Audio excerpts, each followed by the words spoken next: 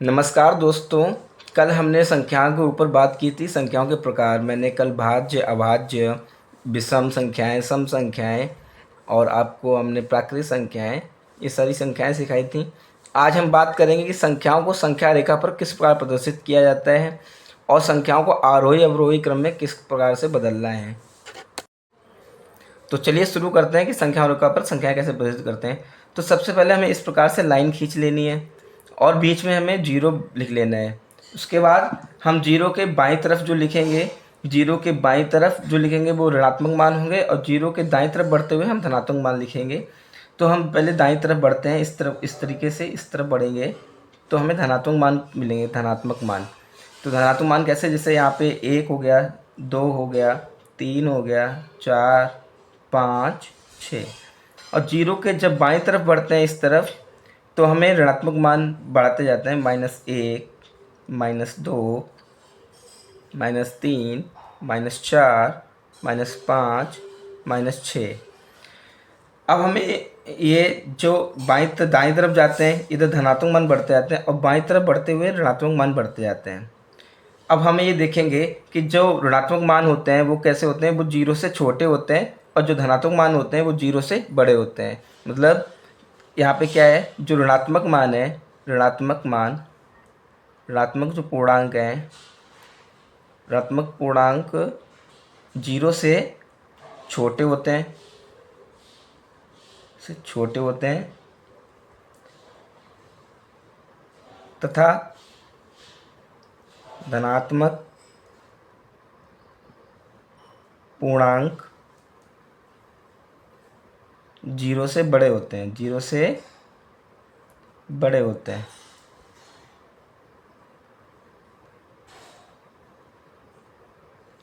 तो हमें सबसे पहली बात ये ध्यान रखनी है कि जो हमारे ऋणात्मक मान होते हैं वो जीरो से छोटे होते हैं और धनात्मक मान जीरो से बड़े होते हैं। ये हम नोट में लिख लेंगे। आगे हमें सीखना है, अब ऋणात्मक मान तो छोटे होते हैं जीरो से और धनात्मक मान जीरो से बड़े होते हैं, लेकिन इसमें एक नोट में हमें एक चीज़ और लिखनी है। इसको नंबर 1 मान लेते हैं। नंबर 2 कि धनात्मक मान, धनात्मक जो संख्याएं होती हैं, धनात्मक संख्या जितनी बड़ी होगी, जितनी बड़ी होगी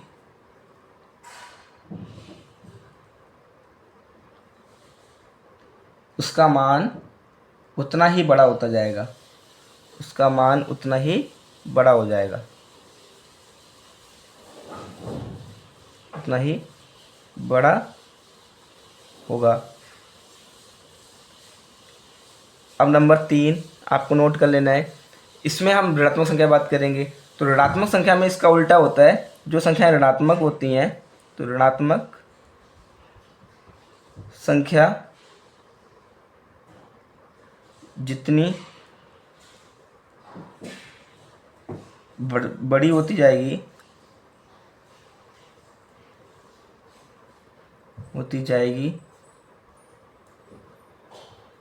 उसका मान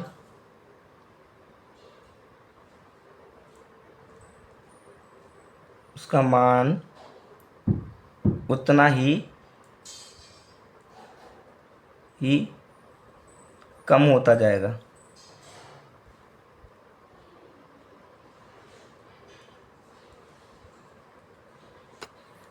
इसको हम एक उदाहरण से समझते हैं। उदाहरण लेते हैं हम,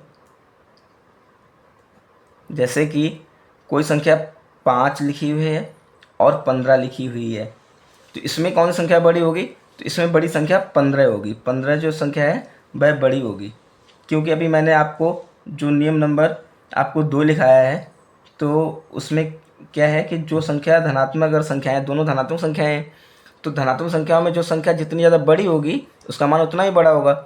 लेकिन ऋणात्मक संख्याओं का एक उदाहरण लेते हैं। यहीं पे मैं लिखता -5 और -15, तो इनमें कौन सी संख्या बड़ी होगी?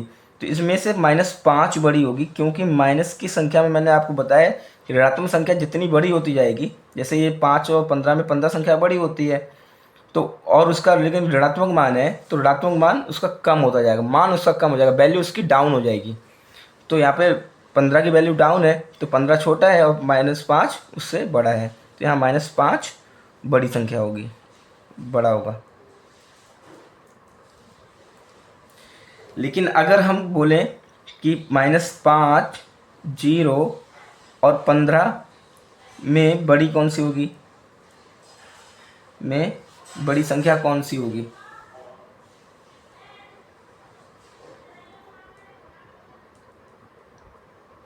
कौन? तो हम क्या बताएंगे? आपको पता है कि मैंने बोला है कि 0 ऋणात्मक संख्याओं से बड़ा होता है। जैसे संख्या रेखा पर आप देख सकते हो कि 0 -1 -2 -3 -4 -7 -6 से बड़ा है। मतलब 0 मैंने बोला है ना कि 0 जो धनात्मक जो ऋणात्मक पूर्णांक होते हैं वो 0 से छोटे होते हैं, तो 0 ऋणात्मक पूर्णांक से बड़ा हो गया, तो 0 -5 से तो बड़ा हो गया। लेकिन मैंने बोला है कि धनात्मक जो पूर्णांक होते हैं वो 0 से बड़े होते हैं, तो 15 धनात्मक पूर्णांक है, तो 15 किससे बड़ा हो जाएगा? 0 से बड़ा हो जाएगा। अब यहाँ पे और मैंने बोला है कि धनात्मक और ऋणात्मक पूर्णांक। अब एक बात कर लेते हैं कि धनात्मक ऋणात्मक पूर्णांक में, तो आप एक नोट करके लिख सकते हो कि जब कोई एक धनात्मक पूर्णांक और ऋणात्मक पूर्णांक की बात हो, ऋणात्मक पूर्णांक की बात हो, पूर्णांक हो, तो जो धनात्मक पूर्णांक होगा, धनात्मक को पॉजिटिव बोलते हैं, ऋणात्मक को निगेटिव बोलते हैं, या प्लस माइनस बोल सकते हैं आप। तो धनात्मक पूर्णांक बड़ा होगा।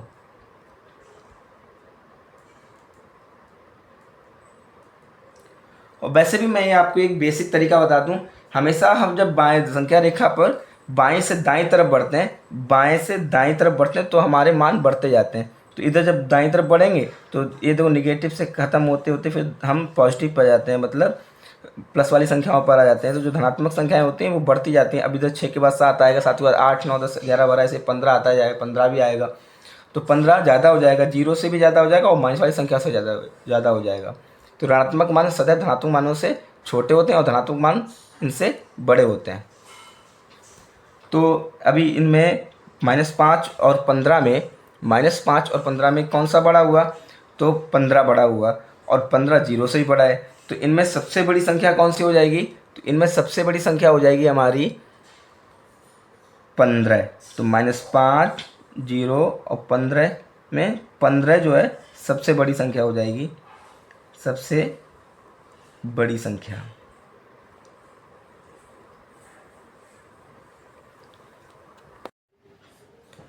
तो हमने अब क्या सीखा कि कौन सी संख्याएं बड़ी होती हैं और कौन सी संख्याएं छोटी होती हैं। तो ऋणात्मक संख्याएं सभी धनात्मक संख्याओं से छोटी होती हैं, और 0 हमेशा धनात्मक संख्याओं से छोटा होता है और ऋणात्मक संख्याओं से बड़ा होता है। मतलब माइनस वाली संख्याओं से 0 बड़ा होता है, और जो प्लस वाली संख्याएं होती हैं उनसे 0 बड़ा होता है। और जब 0 बीच में ना हो, कोई संख्या बीच में ना हो 0 वाली, तो हमें क्या करना है? तो जब प्लस वाली संख्याएं और माइनस वाली संख्याएं दी रखी हों, तो हमेशा प्लस वाली बड़ी होंगी और माइनस वाली छोटी होंगी। उसके बाद हमने सीखा कि जो माइनस वाली संख्याएं होती हैं, सभी माइनस संख्याएं हों, तो उनमें जो संख्याएं जितनी ज़्यादा बढ़ती जाएगी, तो संख्या की जो डिजिट जितनी ज़्यादा होगी उसका मान उतना कम हो जाएगा। तो संख्या जितनी बड़ी होगी उसका मान उतना छोटा हो जाएगा। और जब धनात्मक संख्याएं सारी होंगी तो उनमें जो संख्या जितनी बड़ी होगी उसका मान उतना ही बड़ा होगा। तो हम इनको आसानी से आरोही और अवरोही क्रम में लिख सकते हैं। आरोही अवरोही क्रम में लिखने के लिए आरोही क्रम क्या होता है, अवरोही क्रम क्या होता है, इसको पहले समझना जरूरी है। आरोही अवरोही क्रम में संख्याओं को व्यवस्थित करने के लिए, अरेंज करने के लिए, सबसे पहले हमें यह पता होना चाहिए आरोही क्रम क्या होता है और अवरोही क्रम क्या होता है। तो आरोही क्रम को अंग्रेजी में कहते हैं हम असेंडिंग, और अवरोही क्रम को कहते हैं descending, ascending order, descending order. तो हम आरोही क्रम में पहले क्या होता है, इसमें हम छोटी संख्या से बड़ी संख्या की तरफ आगे बढ़ते हैं। मतलब सबसे पहले हमें छोटी संख्या लिखनी है, फिर उससे बड़ी लिखनी है, फिर उससे बड़ी लिखनी है, फिर उससे बड़ी लिखनी है, और आखिरी में सबसे बड़ी संख्या लिखनी है। और अवरोही क्रम में हम पहले बड़ी संख्या से छोटी संख्या की तरफ आगे बढ़ते हैं। तो इसमें सबसे पहले हमें सबसे बड़ी संख्या लिखनी है, फिर उससे छोटी लिखनी है, फिर उससे छोटी, फिर लास्ट में सबसे छोटी लिखनी है। मतलब आरोही क्रम में हम सबसे पहले सबसे छोटी संख्या लिखते हैं, फिर उसके बाद सबसे बड़ी संख्या, सबसे आखिरी में सबसे बड़ी संख्या लिखते हैं। और अवरोही क्रम में हम सबसे पहले सबसे बड़ी संख्या लिखते हैं और अंत में सबसे छोटी संख्या लिखते हैं। तो चलिए हम कुछ उदाहरणों से इसको स्पष्ट करते हैं। जैसे हमने पहला उदाहरण ले लिया 9, 18, 7, 66, 5, 0। ऐसे संख्याएं ले ली। ये इतनी संख्याएं हैं। अब इनको हम आरोही क्रम और अवरोही क्रम में व्यवस्थित करेंगे। तो ये सारी संख्याएं हम देख रहे हैं यहाँ पे धनात्मक हैं, मतलब ये सारी संख्याएं जो हैं हमारी प्लस की संख्याएं हैं। तो प्लस की संख्याओं में मैंने आपको बताया कि जो धनात्मक संख्याएं होती हैं वो जितना उनके संख्याएं बड़ी होती हैं उनका मान उतना ही बड़ा होता है, तो जो जितनी छोटी उतना छोटा होता है। लेकिन यहाँ पे एक संख्या जीरो भी है, एक अंक जीरो भी है। तो जीरो जो होता है वो धनात्मक संख्याओं में सबसे छोटा होता है, क्योंकि जीरो धनात्मक संख्याओं से छोटा होता है। तो सबसे पहले हम आरोही क्रम में सबसे छोटी लिखते हैं, तो सबसे पहले हम जीरो लिखेंगे। उसके बाद जीरो से अब संख्याएं रह गई, तो संख्याओं में इधर 9 है, इधर 18 है, इधर 7 है, 66 है, इधर 5 है। तो इनमें 5 सबसे छोटा होता है, तो 5 लिखा। फिर 5 से बड़ा होता है 7, तो 7 लिखेंगे। 7 से बड़ा होता है 9, तो 9 लिखेंगे। 9 से बड़ा 18 होता है, तो 18 लिखेंगे। और 18 से बड़ा 66 होता है, तो 66 लिखेंगे। तो ये हमारा आरोही क्रम हो गया। तो इसमें हमने क्या देखा, आरोही क्रम में हमने बताया था कि सबसे छोटी संख्या लिखते हैं, सबसे छोटा जीरो था तो जीरो लिखा, और आखिरी में सबसे बड़ी लिखते हैं, सबसे बड़ा 66 था तो हमने 66 यहाँ लिख दिया। अब हम अवरोही क्रम की बात करेंगे। तो अवरोही क्रम में हमें सबसे पहले सबसे बड़ी संख्या लिखनी होती है और फिर सबसे छोटी लिखनी होती है। तो इसी का उल्टा कर देंगे तो हमें अवरोही क्रम मिल जाएगा। फिर भी हम उल्टा करके नहीं, आपको नियम से बताते हैं। तो इन सब में धनात्मक संख्या है, तो जीरो सबसे छोटी है लेकिन 66 सबसे बड़ी है, तो सबसे पहले हम 66 लिखेंगे। फिर 66 से छोटी 18 है तो हम 18 लिखेंगे। फिर उससे छोटी 9 है तो हम 9 लिखेंगे। फिर उससे छोटी 7 है तो 7 लिखेंगे। फिर उससे छोटी 5 है तो 5 लिखेंगे। और जीरो सबसे छोटा है, क्योंकि जीरो सभी धनात्मक संख्याओं में छोटा होता है, सबसे छोटा होता है धनात्मक संख्याओं में। चलिए अब हम दूसरा उदाहरण देखते हैं। अब दूसरा उदाहरण क्या है, इसमें हमने कुछ संख्याएं पॉजिटिव भी ली हैं, कुछ निगेटिव ली हैं, मतलब कुछ धनात्मक लिए हैं, कुछ ऋणात्मक लिए हैं, प्लस और माइनस की दोनों संख्याएं ली हैं। तो इसमें हमारी प्लस की संख्याएं कौन कौन सी हैं, 19 है और 7 है और 3 है और जीरो, उसके बाद जीरो भी है इसमें। और हमारी ऋणात्मक संख्या कौन सी है, माइनस वाली, तो -8 है और -16 है। तो हमें पता है कि जो इसमें हमें सबसे छोटी पहले लिखनी है। तो आपको पता है कि जीरो से जो ऋणात्मक संख्याएं होती हैं वो छोटी होती हैं और धनात्मक संख्याएं बड़ी होती हैं। तो -8 और -16 जीरो से तो छोटी होगी, लेकिन इन दोनों में छोटा कौन सा होगा, ऋणात्मक संख्या में 16 और -16 -8 में। तो मैंने बताया है कि आपको ऋणात्मक संख्याओं में जो संख्या जितनी ज़्यादा बड़ी होती है उसका मान उतना कम रहता है। तो -16 सबसे छोटी हो गई, तो हम सबसे पहले -16 लिखेंगे। फिर -8 उससे बड़ी होगी तो हम फिर -8 लिखेंगे। अब ऋणात्मक संख्याएं खत्म हो गई हैं तो हम इनमें से अब जीरो लिखेंगे, क्योंकि जीरो हमारा धनात्मक संख्याओं में सबसे छोटा होता है। तो अब धनात्मक संख्याएं रह गई, धनात्मक संख्या रहेगी 7, 19, 3। और धनात्मक संख्या आपको पता है जो जितना बड़ा होता है उसका मान भी उतना ही बड़ा होता है। तो 3 है पहले तो जीरो से बड़ी 3, फिर उससे बड़ी हमारी 7 हो जाएगी तो 7 लिखेंगे। फिर उससे बड़ी हमारी 19 हो जाएगी तो 19 लिखेंगे। अब अवरोही क्रम में फिर से इसका ही उल्टा कर देना है, क्योंकि सबसे बड़ी हमारी इसमें 19 है तो हम 19 को लिखेंगे, क्योंकि अवरोही क्रम में सबसे पहले सबसे बड़ी लिखनी होती है। फिर उसके बाद हम फिर 7 लिखेंगे, 19 से छोटी 7 होती है। फिर 7 से छोटी ये 3 होती है। अब धनात्मक संख्या खत्म हो गई, तो धनात्मक संख्या से छोटा क्या होता है, जीरो होता है, तो जीरो लिखेंगे। अब जीरो से भी छोटी होती है ऋणात्मक संख्या, तो ऋणात्मक संख्याओं में हमारी सबसे -16 -8 में कौन सी बड़ी है, तो -8 बड़ी है, तो पहले -8 लिख लेंगे। फिर सबसे छोटी -16 है तो -16 लिख लेंगे। मतलब जो हमारा आरोही क्रम होता है उसका बिल्कुल विपरीत अवरोही क्रम होता है। आरोही क्रम में इधर से लिखेंगे तो अवरोही क्रम में हमें इधर से लिखना है, बस इतना ही करना होता है। चलिए अब हम तीसरा उदाहरण लेते हैं। अब हमने जो तीसरा उदाहरण लिया है वो तीनों जो संख्याएं हैं सारी संख्याएं इसमें हमने माइनस की ली हैं और जीरो भी साथ में ले लिया है। इससे आपको पता चल जाएगा कि जीरो जब भी होता है तो हम कैसे उसको अरेंज करेंगे आरोही और अवरोही क्रम में।